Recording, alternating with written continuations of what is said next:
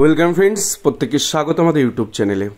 যে সমস্ত ভিউয়ার্সরা প্রথমবার চ্যানেলটি দেখছেন তারা অবশ্যই চ্যানেলটিকে সাবস্ক্রাইব করে দেবেন এবং চ্যানেলের পাশে থাকা বেল আইকনটি প্রেস করবেন যাতে এই ধরনের খবরাখবর সবচেয়ে আগে সবচেয়ে দ্রুত আপনাদের কাছে পৌঁছে যায়। তো একটি গুরুতর অভিযোগ, যা যদি সত্য হয় তাহলে 42,949 কোনো একজন প্রার্থীরও চাকরি যাবে না। হ্যাঁ, এমনটাই কিন্তু ঘটনা।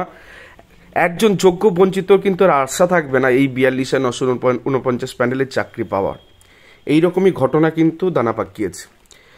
সম্প্রতি আমরা জানি যে জাস্টিস আসাম আন্তাসারের বেঞ্চে, ডিভিশন বেঞ্চে কিন্তু গ্রুপ 2 ম্যাটার অর্থাৎ প্রাথমিকের সংক্রান্ত সমস্ত ম্যাটার কিন্তু ডিভিশন বেঞ্চে শুনানি পর্বের জন্য রোস্টার চেঞ্জ হয়েছে।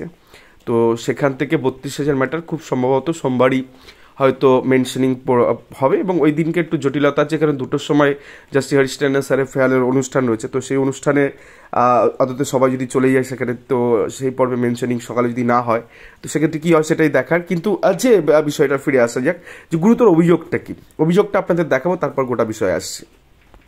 অভিযোগ হচ্ছে, আমাদের গতদিনের ভিডিওতে একজন ভদ্রলোক তিনি কমেন্ট সেকশনে লিখেছেন, লোককে না খেপিয়ে আগে রুলটা পড়ো, নোট 1 রুল 854, এই পোর্শনটা তিনি উল্লেখ করেছেন। এবং হয়তো তাদের অ্যাডমিনরা যারা আছেন তারা হয়তো ইন সার্ভিস, তারা এই বিষয়টাকে এখনো পর্যন্ত ভেবে বসে আছেন যে হিরণময় ভট্টাচার্য, জাস্টিস হিরণময় ভট্টাচার্য বেঞ্চে যে মামলার রিজার্ভেশন মামলার যে হিয়ারিং হয়েছিল, সেই হিয়ারিংয়ের পরে তারপরে আর কিছু হয়নি, তারা সেই অর্ডারটাকে ধরে রেখেছে যে হিরণময় ভট্টাচার্য রিজার্ভেশন মামলাটা খারিজ করে দিয়েছিল এবং পিটিশনারদের মামলা ডিসমিস করে দিয়েছিল যে না, রিজার্ভেশন মেনটেন হয়েছে 2016 প্যানেলে, অর্থাৎ 42,949 প্যানেলে রিজার্ভেশনটা মেনটেন হয়েছে।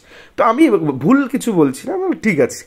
এবার কি আছে এই রুল 854 নোট অনেক কি লেখা আছে যদি আপনাদের দেখাই, তো স্পেসিফিক করে এখানে বলা আছে, such an alternative set of panel of selected candidate for each category in a council মানে ডিপিএসসি কথা বলছে, shall be prepared for the purpose of providing option to the reserve category candidate during counselling to opt for the posting as per position in unreserved category or as per position in the reserved category। মানে একজন প্রার্থী counselling স্টেজে গিয়ে সে যে কোনো একটা, সে যদি reserve category প্রার্থী হয় তো সে রিজার্ভ ক্যাটাগরি সিটটাও নিতে পারে, অথবা যদি জেনারেল সিলেক্ট করে তো জেনারেল সিটটা সে পেতে পারে, এরকম একটা অল্টারনেটিভ এখানে বলা আছে।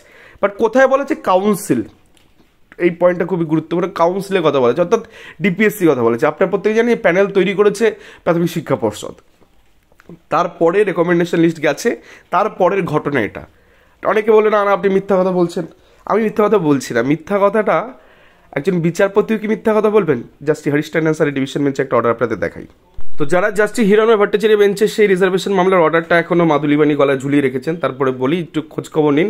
তারপরে কোর্টে অনেকটা প্রোগ্রেস হয়েছে। তো এই মামলায়, কাট অফ মামলায় প্রোগ্রেস হয়েছে। তো এক্ষেত্রে পিটিশনার মালদা ডিস্ট্রিক্টের, আগে বলি সিঙ্গেল বেঞ্চে সেম জিনিসের জন্য রিজার্ভেশন ওই পয়েন্টটার জন্য এনার চাকরিটা দেয়নি সিঙ্গেল বেঞ্চ।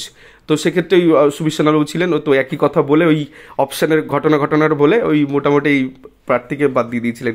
তো ডিভিশন বেঞ্চ চাকরি দিয়েছে এই ব্যক্তিকে। তো আজমাইল হক তার নাম, 14.3753 নাম্বার পেয়েছেন, Malda district OBC A category. তো তিনি চাকরি পেয়েছেন। অনেকে দেখবেন এই ভিডিওর পরে কমেন্ট করছে, দাদা আমার 14.375 পরে অনেক উপরে নাম্বার রয়েছে, আমার তো হয়নি চাকরি। যাই হোক, সেটা আপনারা বলতেই পারেন। তো দেখাবো এইখানে এই যে তিনি মালদা ডিস্ট্রিক্টে প্যানেল অ্যাটাচ করে মামলা করেছিলেন। তো সিঙ্গেল বেঞ্চে ওই যে বললাম খারিজ করে দিয়েছে সেই ছেদ যুক্তিতে, কিন্তু ডিভিশন বেঞ্চ ধরে নিয়েছে গোটা বিষয়টা। তো কি লিখেছে এটার ব্যাপারে আপনাদের একটু দেখাবো।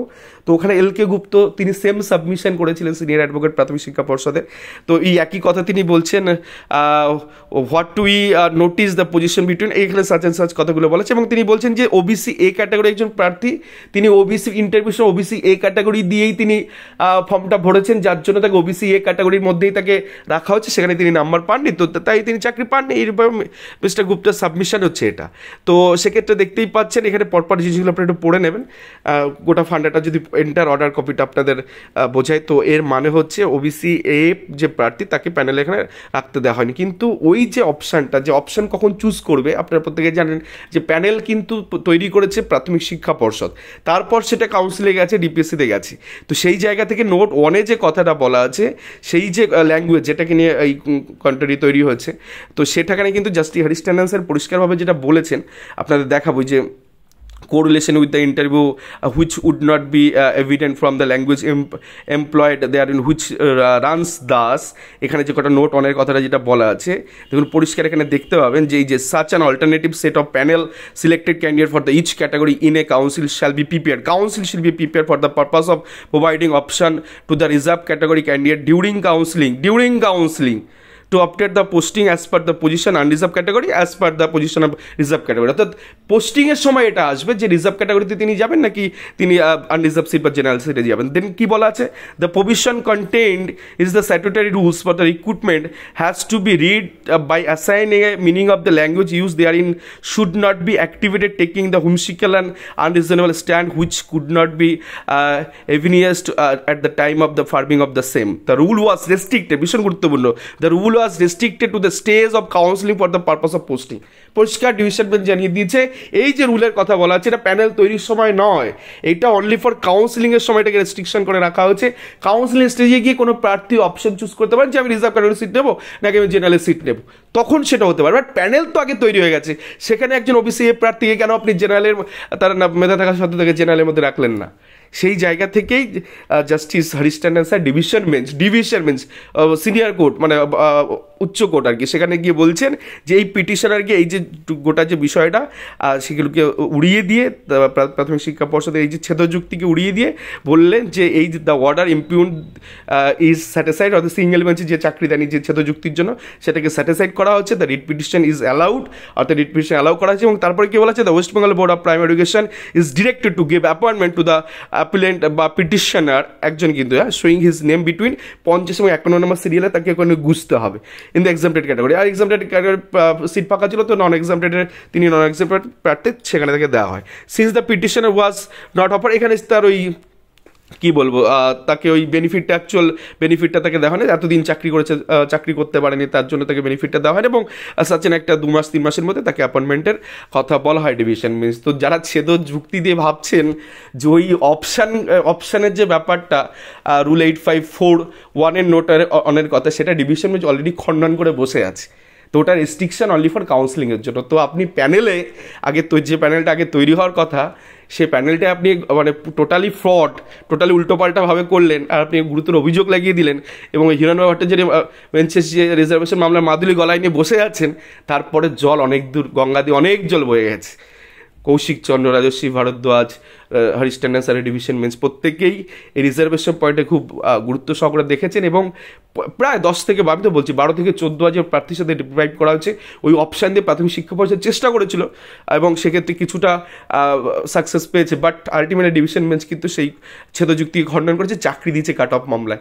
এই ব্যক্তি চাকরি করছে এখনও প্রাথমিকে, তো বুঝতেই পারছেন গুরুতর অভিযোগ, টোটালি ফ্রড, টোটালি মিথ্যা এবং যোগ্য বঞ্চিত প্রার্থীরা অবশ্যই এই প্যানেলে চাকরি পাবেন। অবশ্যই আমাদের চ্যানেলে আপনারা নজর রাখুন, এই ধরনের খবরাখবর পাওয়ার জন্য অবশ্যই চ্যানেলটিকে সাবস্ক্রাইব করে দেবেন এবং লাইক শেয়ার কমেন্ট করে চ্যানেলটির সঙ্গে দেবেন। ধন্যবাদ সকলকে।